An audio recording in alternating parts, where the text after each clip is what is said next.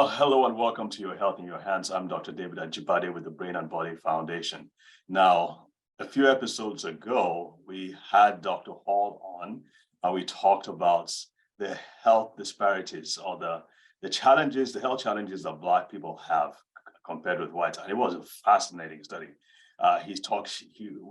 We addressed so many different things. We looked at different areas, everything from prostate cancer to kidney disease to genes and all those things that kind of explain why Black people are at a disadvantage in certain health conditions. I can tell you what health condition they are not at a disadvantage of, and that's probably skin cancer and maybe osteoporosis, which seem to have much stronger bones and stronger teeth, and maybe some other areas as well. But when it comes to the big ones like heart disease, cancer, diabetes, even brain disorders, we seem to have won the jackpot where that is concerned. So that's really terrible. But we have to begin to learn how to live intelligently. The reason why we're doing these shows or these episodes is to point out these things so that you can make intelligent decisions, take intelligent actions. Starting early, start doing the right things on a daily basis or maybe on a weekly basis to ensure that I don't like to use the word prevention as much as I like to use the term building strength. You want to strengthen or optimize your brain. You want to strengthen or optimize your heart. If you know that this is important for your body, it's your responsibility to get it and take it, whether or not you're at risk of kidney disease, like Dr. Greg talked about, or heart disease, whether it even exists in your family. An intelligent human being, once he knows that he's at risk, or once she knows he's at risk, he or she will take the right steps. And that's what we're trying to do here. We're trying to give you those steps, help you understand what the risk factors are, and strengthen your body even in your 20s and your 30s, even at the prime of your life. You need to start taking these steps now. And one of the things we always talk about, again, is vitamin D. We talked about we talked about zinc in the last episode. We mentioned magnesium as well. Today, we're going to be talking a lot about certain kinds of screening. We're going to be looking into colon cancer. We're going to be looking into some lung cancer. And depending on the time, we'll look at some other things as well. So welcome back on the show, Dr. Hall. Thank you so much for having me back. I appreciate it. How are you doing? Good. I feel good. Good. So let's talk about colon cancer, since this has become a very important topic, especially with the loss of Chadwick Boseman, the famous Black Panther star. Right.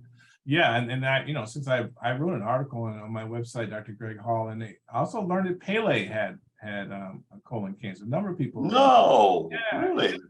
Yeah. I mean, he certainly lived to be older, but that was an issue as well. And so, but colon cancer is, it's one of those cancers that certainly we have an increased risk for a number of reasons, right? Some of it's genetic, some of it's dietary, some of it's not getting screened as we should. Some of it's having a fear of someone putting something in the out hole only, right? There are people that hole is for out only. No one's sticking anything up in that hole, right? And so people miss out on, get diagnosed with cancer because that hole is for out only, and that's a problem, right? That sort of attitude, which a lot of people have, a lot of my patients have. What's neat about prostate cancer, we talked about the last time, you can draw a blood test and screen for prostate cancer with a test called the PSA. And that's a blood test, so you don't have to do a rectal exam like I used to do at the beginning of my career. But with colon cancer, a colonoscopy is the best way. Having a scope that goes up your bottom and takes a look and actually can see if there are any precancerous polyps or any precancerous lesions in the inside of your colon. And when they see those, they can take that out, and then it doesn't turn into cancer. And so I always see colon cancer is like the ultimate sort of preventable cancer, certainly the most easily preventable, because you don't have to have surgery, you don't have to be opened up And if you know if they look and it's all clear, you can go another 10 years. And so Wow. colonoscopy is the best way to be able to do that. Yeah. Could you explain what a polyp is for our viewers? Yeah.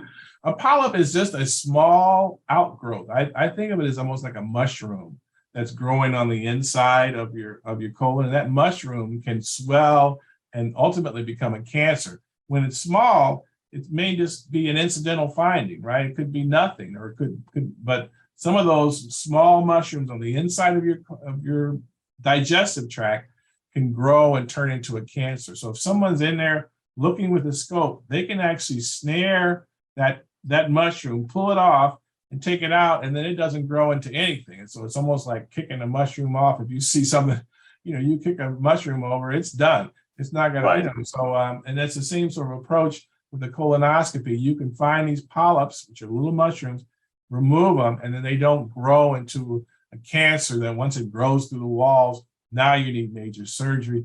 Now you need chemotherapy or radiation. Now it's a big, horrible mess. Whereas if we had found it when it was small, like weeding in a garden, you find one weed when it's small and you pull that out, you don't end up with a whole mess of weeds when it's Right. a big problem. And that's like cancer metastasizing, cancer spreading from one region to another. So it's just preventative, and proactive is really the answer. So yeah, absolutely, that makes perfect sense. Unfortunately, most of our viewers may not have access to those high-tech colonoscopy where you have it, because you need the experts, then you need the equipment, and then you need the hospital or the center in which to do that. That is not, unfortunately, that is not available to most of Nigerians. Unfortunately, sad to say. So let's talk about some of the obvious signs, but before we go there, let's also talk about what the recommendation is that starting from the age of 50, I understand, in the US. But I understand 45. because 45 is what I'm hearing now for Black people, right? Is that Right. correct? Because of the increased burden and the increased occurrence of colon cancer. And so one of the issues with Chadwick Boseman, he wasn't even 45 when he died. So Right. we would not have even screened him unless he had which wouldn't have been a screen if he had a complaint. So it's unfortunate that this was going to happen almost regardless in him, because we Right. would never have screened him because he was even younger than 45. So he had a young, aggressive cancer. But he would have noticed some things, though. Maybe he overlooked those issues when they were very minor. He They just were kind of like smaller. glossed Exactly. over them. Yeah. No. Well, you would have abdominal pain. You'd have constipation. You'd certainly have constipation early on. As that polyp or mushroom grew, it starts to block the transport of things that are coming through your colon on the way out, right? And so that's slowing those things down. Sometimes you'll see blood. That thing will cause blood. And you can also do screening of, I don't know how available Cologuard is, but that's a sort of a screen not available as well. And then the tests where they kind of take the stool and rub it on a piece of paper, and you can see if there's blood there. And if there's blood, sometimes that'll make you think, if it's not a hemorrhoid, that there may be some early cancer or some tumor that you can screen for. Okay. And then blood tests check the red blood cells as well. I mean, the PCV, hemoglobin count and all that. Okay. Yeah. It's shocking. They're saying that those numbers are increasing rapidly. Why do you think the numbers of people having colorectal cancer is increasing? Well, I think we're detecting it more, to a certain extent. I mean, there's some people that are dying and we don't know what they died from, and they just say they died of a heart attack. And as we're able to detect more, we're able to be more specific about what it was that they actually had. There's some belief that diet is related to, and certain deficiencies are related to colon cancer. We mentioned, I think, in the last program that, that vitamin D deficiency is related to increased colon cancer. And as I mentioned, a strong immune system is able to suppress cancer. And so as we get to the point where our immune system is not as strong, then our ability to suppress cancer is not as good.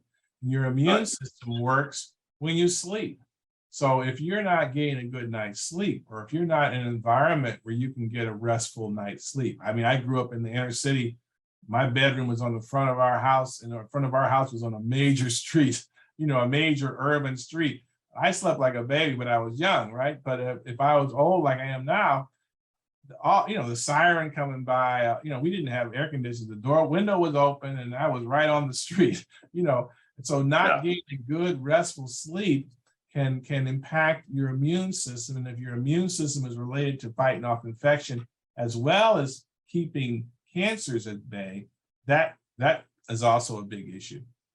So here's another thing too, with staying near a highway with all those cars passing by, the fumes, the pollution, the toxins you're inhaling. That's Oh another my God, thing. lead, and it's a wonder I'm alive still. Well, I'm sure you had a good immune system. In this time and age, it's mind-boggling that children below the age of 5 are still suffering and are unable to access medical support, which prevents them from enrolling in school and furthering their education.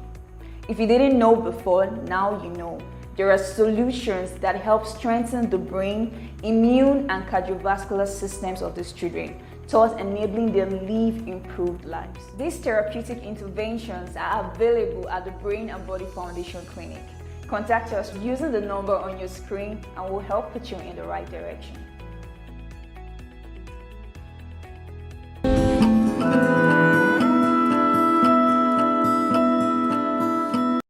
So this other thing too, that's I see as important, the whole thing with fiber, both soluble and insoluble.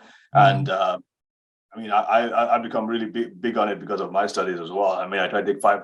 I mean, it's good to take your veggies, I think it's 5 to 9 servings of fruits and vegetables. I don't know who does that, especially raw veggies a day. So what I try to do is I try to hack the system by I searched for a long time, and eventually I got something at Whole Foods where it's a fiber, psyllium husk, organic psyllium husk fiber, which works really well for me. It may not work for everybody, but a lot of my patients have used it and they enjoy it. And it helps you get more regular. It helps the stools. I know I'm being a little graphic now, but the stools are much better formed.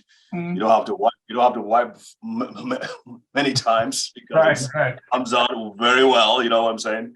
And so I think that's important too. I think one of the problems with colon cancer, and I'm not an expert in this, is that many of the foods we eat tend to just sit there, and the transit times are much longer, and so there's a greater chance for them to do damage, for those toxins and those bacteria or whatever else is in that food to just sit there and multiply the bad bugs and just release toxins and chemicals into our system that we can't handle, and also release them, cause inflammation, local inflammation inside the lining of the gut, especially the colon, which can lead to the polyps, which can lead to, of course, to colon cancer. So I think that having that fiber, a regular intake of fiber, will help to move things along and also help to make the inner lining of the gut or the colon more healthy, shall we say?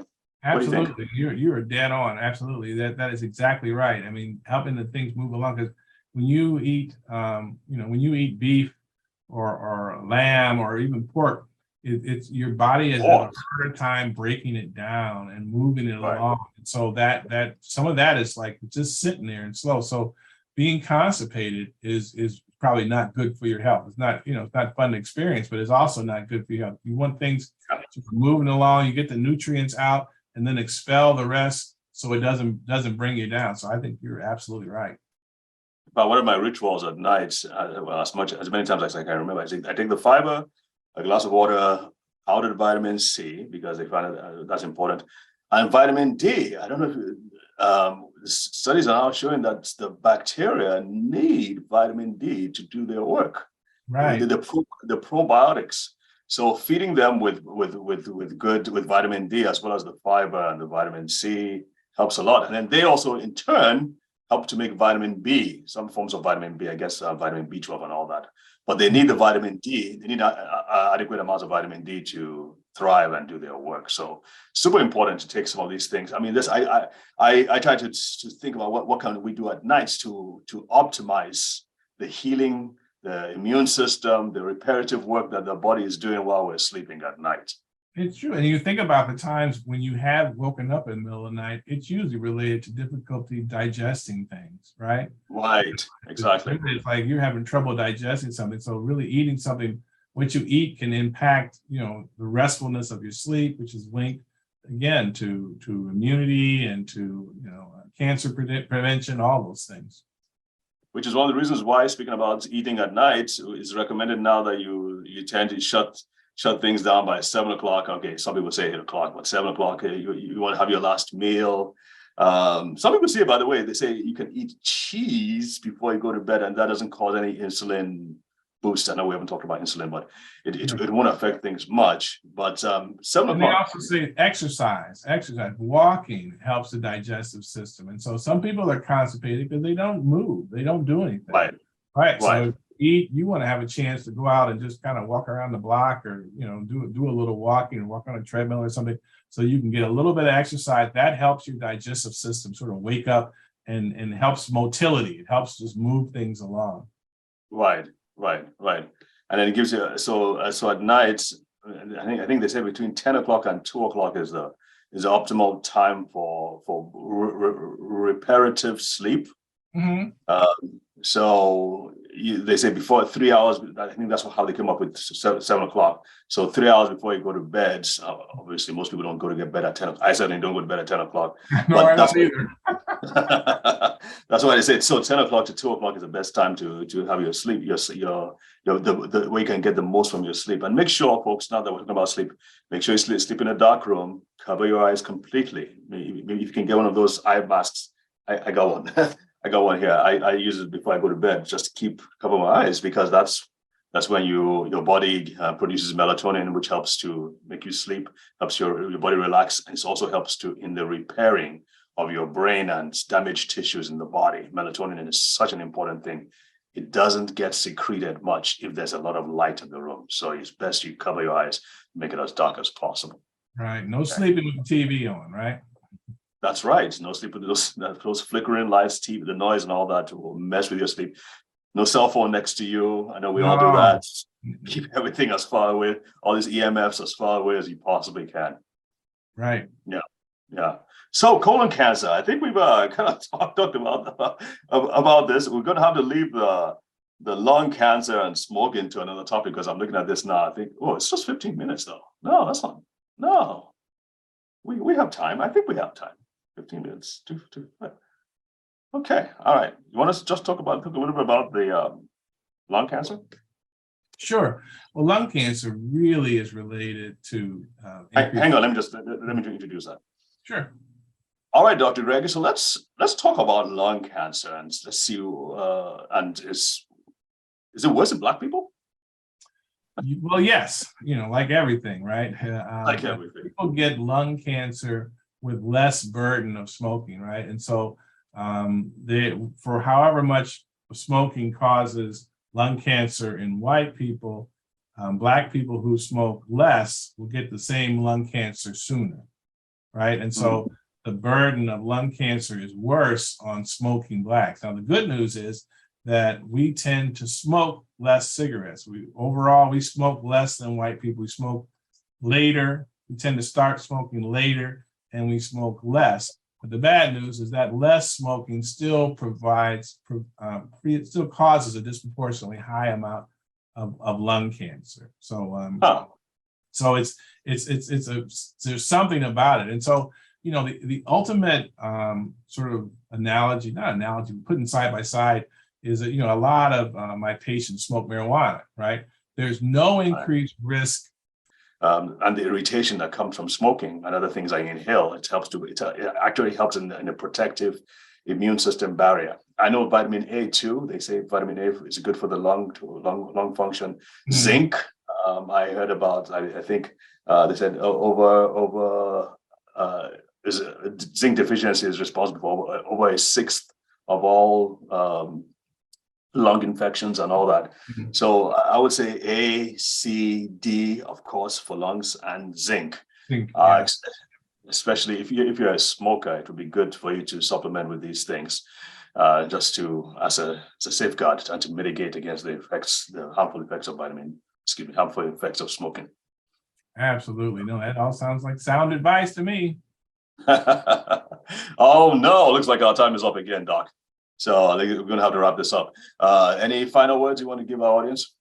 No, Last I, words. I think it's important to, like I said, do what you can to exercise, do what you can to get the right amount, make sure whatever you're at increased risk for deficiency for, make sure you replace it. That's only the smart approach. And again, your book, and I know you recommend certain supplements on your website for Black people, Right. which is how I Right. with you as well. After my website's drgreghall.com. I've got information about diabetes, hypertension, all kinds of good stuff, as well as sequence multivitamins, genetic sequence multivitamins, which again are available here in the States. Absolutely, and I have one of them here, right here, folks. I got them and I've been using them. I love them. All right, thank you again, folks. Thanks for joining us. If you have any questions, go to our website, brainandbodyfoundation.org. We archive all these videos so you can go to our YouTube channel. We also cut them into bits. So I have my volunteers on my staff. They listen to these videos and then they take little pieces out and then they can put on in bite-sized chunks for people to watch on social media as well. So stay tuned and be sure you subscribe everywhere you see us. God bless. Have a great day. Have a great week. Take care. Bye.